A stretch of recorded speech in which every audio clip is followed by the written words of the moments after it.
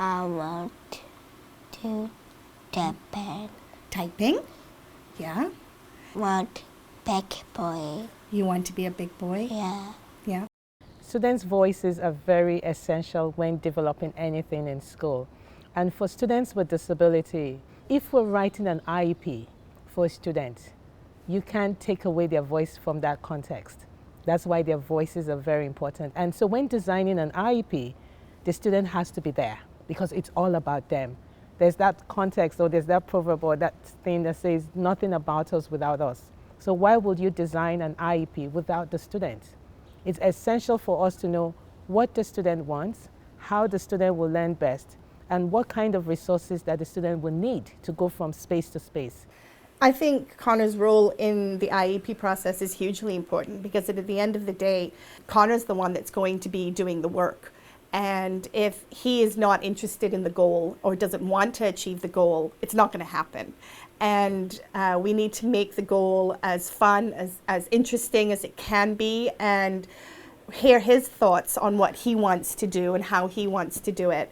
Not just necessarily what he has to say, but listening to his actions as part of the process is going to help make the experience just go that much more smoothly. And the more that you can involve him in the process is the more that he's going to feel that responsibility and that independence and want to achieve the goals, rather than somebody telling him what to do.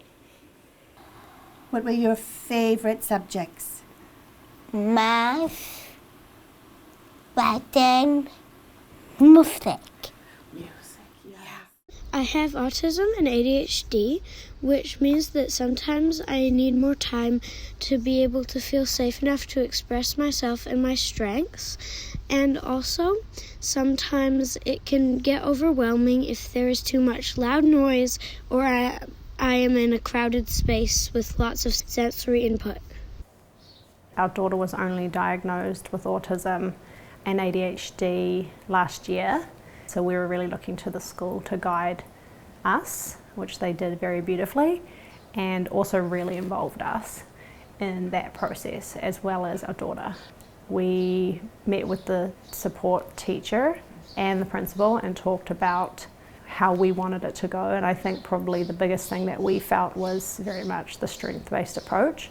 And so really it was about recognising that there are areas of challenges, because children with profiles like our daughter have sort of peaks and troughs in their education profile, and how important that is in terms of making sure that she's supported in the areas that are struggles for her or stretches, and that she also is really celebrated and supported with the things that she's really amazing at. Sometimes we work on the stuff that we're not really good at, and then they think that we're not good at that stuff, but we're good at more other stuff. Maybe the strengths that we could maybe work on more. Maybe if they believe in us more. I'm good at my math. I'm good at listening to my teacher. And I'm good at staying in my classroom. Well, I actually have two choices for my break. My first choice is a corner, and my second choice is whiteboard. And I have an iPod and everything. And I also have a fidget in there. And I also have a Mario Kart. The idea of having a collaborative IEP where parent voice and student voice is more included allows me to develop a different type of relationship with families, and families become more comfortable with coming into the school or expressing concerns that they have. And it just makes it a little bit easier to be able to get to know a child within their family, and that helps actually develop clearer goals for that student. So we're able to write goals that are more in line with who that student is as a person, not only in school but as a member of their family. And I feel like they're more achievable goals because we've included everybody's opinion. This year we really had the focus on the competency-based IEP, so it was such a different conversation than it has been in the past, because it was really looking at what skills do we want Luca to have to be that successful person. It was no longer about how many math facts do we want him to understand, what timetables do we need him to know up to, what reading level PM benchmarks does he need to reach by the end of term 1. So instead it was, what communication skills do we need to work on so that he is able to communicate with his friends to work out a problem, or communicate for himself to ask questions when he's having challenges. So this year's conversation was much different, and the people involved had a different understanding, and they were excited about the new process. So I found this year was a much more realistic and workable way of providing strategies for Luca to be successful in school. What would you hope for, like, in your grade 6 year? Would work all day. Because I like wood. I love art and I really enjoy singing. I enjoy doing these things and being able to express myself within them. I wish that there were more opportunities to do things like this at school. I was really impressed with that she gets to say what are her areas that she struggles with, and what are her areas where that make her feel good. You know, when she's at school, when does she feel good? And her and I had a lot of conversations about that, where she said, sometimes my brain doesn't feel good doing math, you know, and I need a break from that. And then it's like, well, what does your brain feel good doing?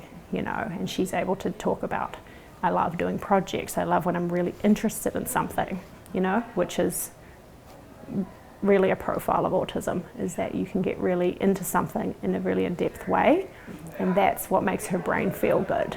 Sometimes I go into the whole classroom and we do a strength-based profile from Dr. Shelley Moore, and go through those questions with the kids and support them in figuring out what core competencies or even curricular competencies they want to work on. And then the students who have IEPs, I generally follow up with an interview after that, and it's been really powerful. Some students have been, well, these are the things that are hard for me based on my diagnosis, or this is what I'm finding difficulty with right now.